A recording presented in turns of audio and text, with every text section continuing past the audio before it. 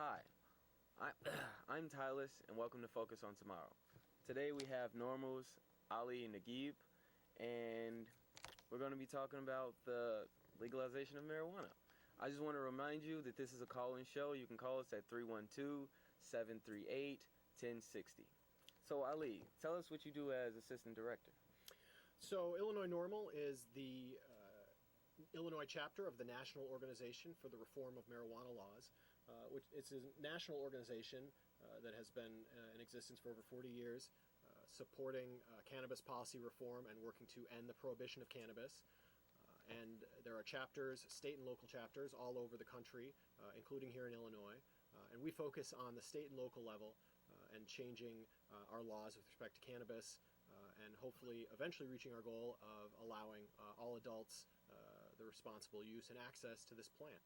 So we work to get people engaged. We are an all-volunteer advocacy organization. We depend on donations and paid memberships to help support our efforts, and we're always looking to get people more engaged and involved to help support our efforts and our mission and accomplish our goals. Cool.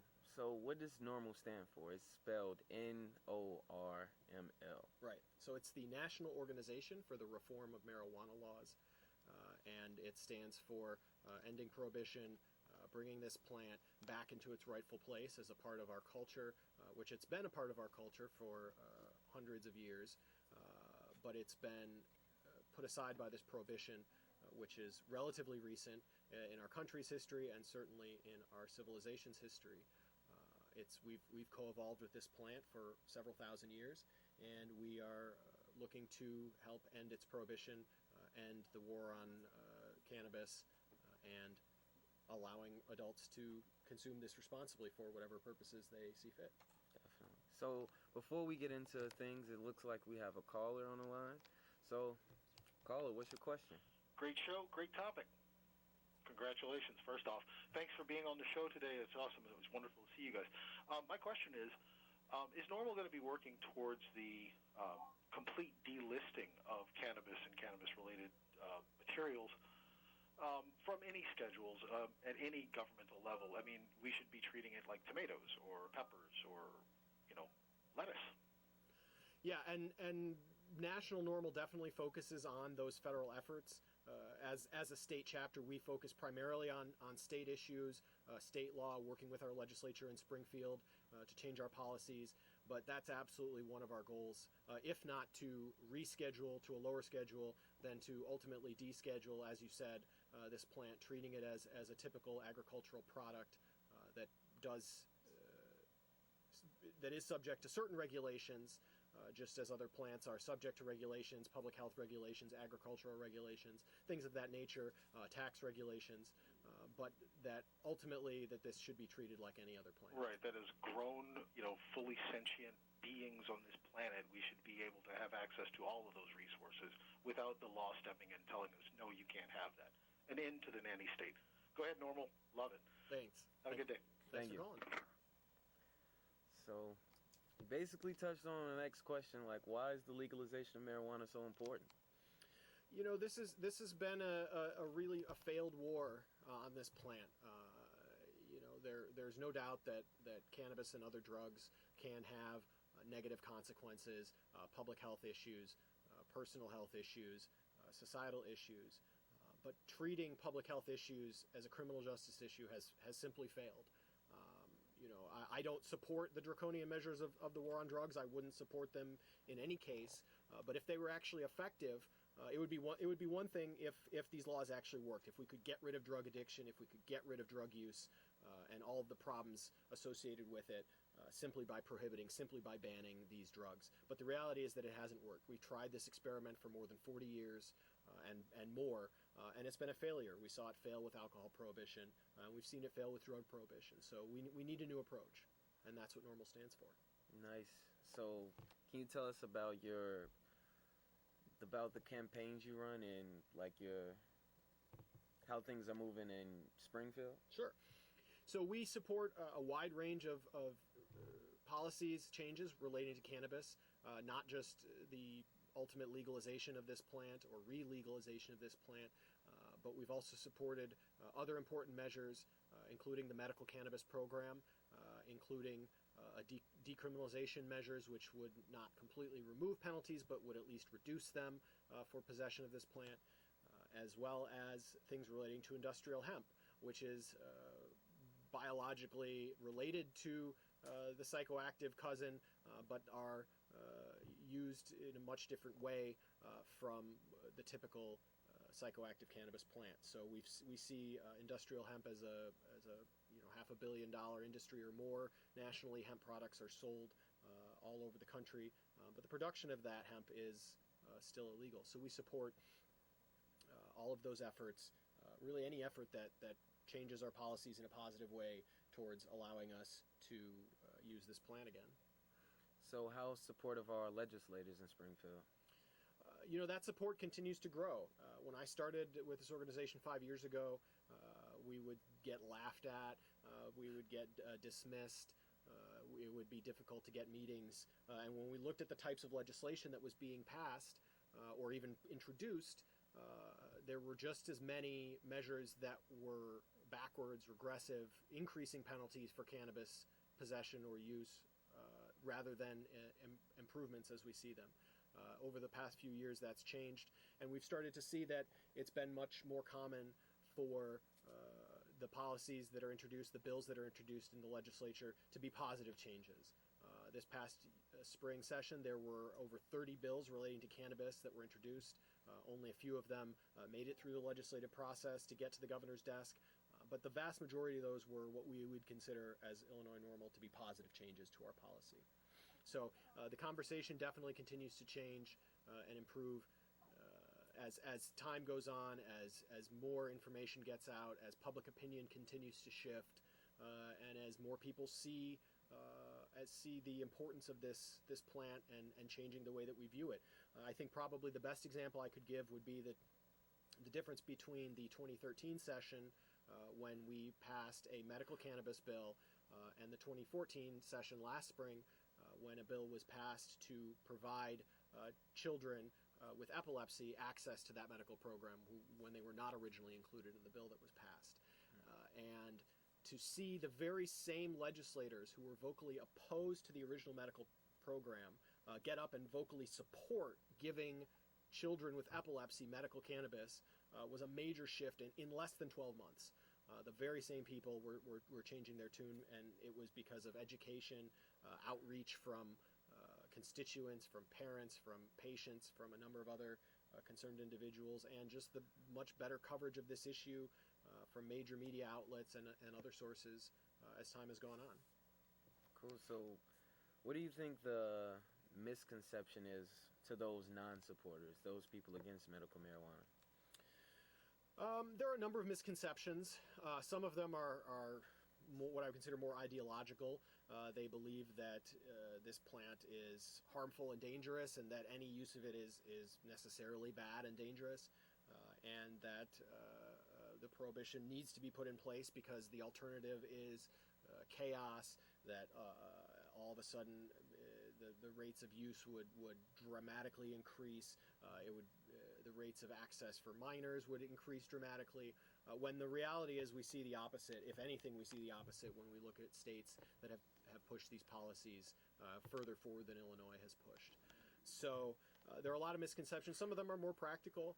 Even among some of the support or some of the people who oppose our policy changes, a number of them will privately tell us, I don't see this as the devil's weed. I believe that it does have medical benefits, but I simply believe that the costs of providing access to this plant through a medical cannabis program, such as the program we have here in Illinois, outweigh the benefits. So the concerns are getting much more practical and much less ideological as time goes on, which is a welcome change, because as more data and information comes out about not just what's happening in Illinois, but in other states like Colorado, like Washington, it makes it that much easier for us to continue to push forward with our policy goals. So are these the kinds of issues you discuss at your monthly meetings, or are there more extensive discussions? We definitely talk about these issues. We talk about all of the various legislative efforts, state and local as well as federal, that are ongoing, the different bills we're trying to support, the progress of them, the various negotiations on these bills as time goes on, particularly in the spring session when the main legislative action happens here in Illinois. But we also talk about outreach, education, getting more people involved in our organization, different events that we're having throughout the year. So we talk about a number of different issues when we hold our public meetings, and we welcome everybody at those meetings when we have them. Thank you, because there's just the misconception among like youth and people of not ignorance, but those who just don't know, is just that legalizing marijuana is just for so much other stuff. Yeah, I'm glad. And there's been a lot of propaganda over the last 75 years. You know, it started with the reefer madness in the 1930s, but it's continued up until the present day with a lot of misconception, a lot of misinformation put out there. And as time has gone on and people have seen that information doesn't hold up to scrutiny, now that there is more access to information through the internet, access to different sources of information, that's really changed people's perceptions in a positive way. Right. I'm glad there's just such a positive push behind the legalization of marijuana. Yeah. So, aside from the positiveness and the education, what do you have to say about marijuana laws today and their contributions to incarceration and prison rates and even race issues? So, that's a complicated question. The war on drugs has definitely been the biggest driver of the massively increased incarceration rates we've seen over the past 40 years. It's not been because we've gotten more violent, because we haven't. It's not because we've gotten more criminal in other ways that directly harm people. It's because of this ramped up effort to criminalize what should be a public health issue, which is drug use. Obviously, that's not just related to cannabis. And when it comes to the prison population, there is much more of the prison population is made up of people who are dealing in other drugs, not just cannabis, but it definitely includes those people, and especially when we get down to the local jails, when we get down to local law enforcement, local police, arrests, we do see most of the arrests are for possession, and most of those are for cannabis possession. Most of those cases don't go very far. People pay fines, they get probation, but it still takes up valuable criminal justice resources. It takes police off the streets, it takes up prosecutors' time, and it takes up court time to deal with all of these cases. So we hit a peak a couple of years ago of 800,000 cannabis possession arrests nationwide. We see 10 to 15,000 here in Illinois every year still. So all of this contributes to our massive incarceration. And we've seen that incarceration is very racially disproportionate. Even though different racial groups, different ethnic groups, different class groups tend to use drugs at about the same rate as one another, the incarceration rate and the arrest rate is vastly different depending on the color of your skin, the neighborhood you live in, the background you come from. And so that's something where, even though these laws were not necessarily pushed as explicitly racist laws, nobody said let's increase these penalties for drug use because we need to arrest all these minorities and put them in jail. That's been the impact, and there hasn't been a reckoning to say, or at least a significant reckoning to say, even if this wasn't the intent of these laws, it's absolutely been the effect, and it's an effect we can't ignore. That's just begun to happen over the past few years. But I think that's had a big impact on people's feelings on this issue. I often get asked, why is it taking so long? Why has it taken 40 years for people to see this? People thought this was going to happen in the 1970s. The Carter administration was this close to legalizing it, and the reality is that at that time the incarceration problem wasn't as bad. The laws weren't as draconian. We didn't have these mandatory minimums. We didn't have some of the increased penalties that we've seen through the 80s and 90s that really exploded the prison population rate. So these are issues that are very deep in our society. What the author Michelle Alexander calls the new Jim Crow of our drug laws, and I think that's a very appropriate term for it. So, what is NORML doing in Illinois to decriminalize marijuana? So decriminalization, which is typically considered to be different from legalization removes all penalties for an activity like possession of cannabis. Decriminalization reduces those penalties. It removes the criminal penalty for possession up to a certain amount.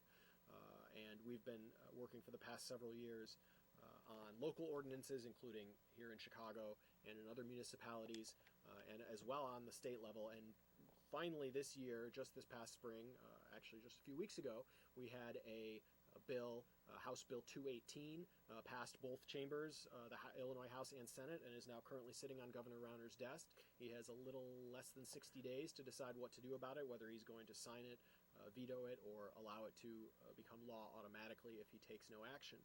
And this is a bill that would reduce penalties for up to 15 grams of cannabis. Possession of up to 15 grams would no longer be an arrestable offense. That would not be a misdemeanor charge. In the state, it would be a ticket. It would be a civil penalty of no more than $125.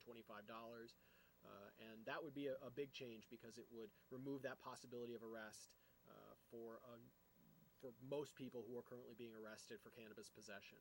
It also makes some other changes, including reducing other penalties for higher levels of possession, and it makes a few other changes as well to our laws, particularly to our driving under the influence of drugs law. We currently have what's known as a per se standard for driving under the influence of cannabis, which means that if you have any amount of any metabolites of cannabis in your system, you are automatically presumed to be driving under the influence, to be impaired, even if it was 2 weeks ago that you flew to Denver, legally consumed cannabis in Colorado, came back, got behind the wheel of a car. Everybody would agree that you're not impaired at the time, but because you still have these metabolites in your system, and we know from scientific research that they can stay in your system for weeks or even longer. Unlike most other drugs, cannabis is different that way, and so this would reform that. It would no longer be automatically presumed that you'd be guilty for having any amount in your system, and that's another big shift. So we hope that Governor Rauner will sign this bill soon and make a significant dent in our cannabis laws. So you mentioned Rauner. How is Rauner with this whole marijuana push? That's a tough question. He's still been somewhat close to the vest on these issues. The first thing that came up as far as this issue was with the medical program, which took effect January 1st, 2014, and which he has had an impact on because the licensing process for the businesses, which involved people who want to cultivate or dispense medical cannabis to patients in Illinois. That was a process that was not completed under the previous governor as expected. Our current governor did move forward with those licenses. He has taken some positive steps, but it's still very early to tell where he stands ultimately on this program and its implementation. We've also been optimistic that he will sign this decriminalization bill. He's made statements that lead us to believe that he supports this type of criminal justice reform. It was a bipartisan bill. There were Republicans and Democrats voting for the bill in both chambers. So hopefully that's a good sign that he can take a common sense approach to being smart on these issues. For too long, criminal justice issues were viewed as simply being tough or tougher on crime, and any rollback of penalties was considered being soft on crime. And now more and more people are realizing it's not about being tough or soft, it's about being smart, and this bill is a smart approach. Even if it doesn't go as far as we'd like, it's a significant improvement over our current status, and we hope the governor continues to support it. Definitely. So I've done my research, and I've come across a nice fact that like 53% of Americans support like recreational use of marijuana. So you think Illinois could be that next state to go just full-on recreational use? Well, I don't think we're going to be the next state. I think there are a number of states, including Ohio, which are looking at doing it on the ballot this year in 2015. A number of others, including California, Nevada, Arizona, Massachusetts, that are looking at doing it on the ballot in 2016. And because we don't have a ballot initiative process like those states that allow us to pass laws by getting petitions signed and then putting it before the voters, we do have to work through the legislature. And there is a perception that because this medical program is fairly new, that it needs to be given time to roll out. And so likely it will be a few years more into this program before we can make progress on moving forward with legalizing, taxing, and regulating this plant. And so I think it's still going to be a couple more years. I think a number of other states are going to move ahead of us because they can simply put it on the ballot and vote for it. But I think Illinois is moving in the right direction, and hopefully it'll only be a matter of time. Nice. So is there any way that citizens of Illinois can volunteer, help out, continue the push of marijuana legalization, medical and recreational? Absolutely. Illinois NORML is an all-volunteer organization. We don't have any paid staff. We're always looking for more help to support our efforts, our outreach. We also encourage people to be advocates on their own. When people ask, what can I do to help, the first thing we tell them is call your state representative, call your state senator, tell them how you feel. Call your U.S. congressmen and your U.S. senators and tell them how you feel. But we are starting to see progress on the federal level as well. But on the state level especially, these state representatives only represent about 100,000 people each. State senators are about 200,000. They don't get lots of calls, particularly from constituents. So they are very accessible, and we encourage people not just to make a call once or twice, but to build a relationship with these people, tell them how you feel on these issues, not just on one particular bill or one particular issue, but be an engaged citizen. That's the most important thing you can do. Supporting our other efforts for outreach are always helpful as well. So, yeah, I was thinking something similar to that. So, like, as a citizen, with marijuana being more available, being more accessible, what advice would you give to citizens to be more safe as this plant becomes legalized? I don't know that it's necessarily the case that legalizing this plant will make it more accessible. Right now, it's accessible in every middle school and high school in the state. It's accessible in our maximum security prisons. If we can't keep it out of there, I don't think that legalizing this plant is going to necessarily make it any more accessible. What it does do is give us the chance to regulate it. It does give us the chance to put controls on how it's bought and sold, about efforts to keep it out of the hands of minors and other people that shouldn't have access to it. And so it's very important that we recognize that it's not necessarily the case that legalizing this will lead to increased use or increased access. Right now, it's available on the black market, and it's in an uncontrolled way. And by increasing control and regulation around it, we make it more likely that we can do things to decrease use. I think tobacco is the perfect case study where we've never prohibited tobacco, we've never outlawed it, but we've made a significant impact on its use, particularly by minors. We've cut the use in half, if not more, through education, through regulation, through taxes, through other measures that decrease availability and increase awareness about the public health issues around it, and we treat it as a public health issue. We don't treat tobacco use as a criminal justice issue, and that's allowed us to deal with it in a much more robust way. Definitely. So does NORML have any events coming up, anything people should plan for, any rallies? Well, the summers are slower time as far as bigger events. We are always looking for opportunities to get our message out. We're looking for people to help us with tabling opportunities, volunteer opportunities, where we can set up our table, hand out pamphlets, flyers, get people to sign up for our email list, try to get people to sign up as paid members. Most of our events that people attend are in the spring.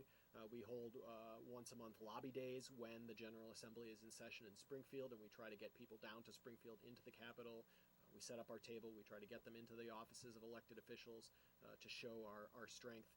And we also organize the Global Cannabis March, which is held the first Saturday in May. We've organized that for the last several years, and we do that on Daly Plaza. And we had a pretty good turnout this year, and we're always looking for more people to help support that event. But we also are always open to other opportunities that people may have. We're a do-ocracy, as we call it. We are all about the people that support us and supporting their advocacy.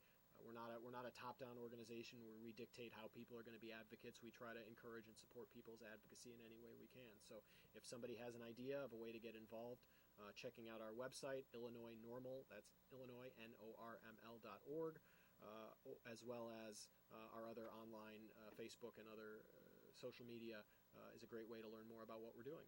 Definitely. Well, I'd like to thank you for being on the show. Thanks so much. Remember, this is Focus on Tomorrow. It's a call-in show. If you didn't get to call in, please call in next time. Here's contact information if you want to reach Focus on Tomorrow.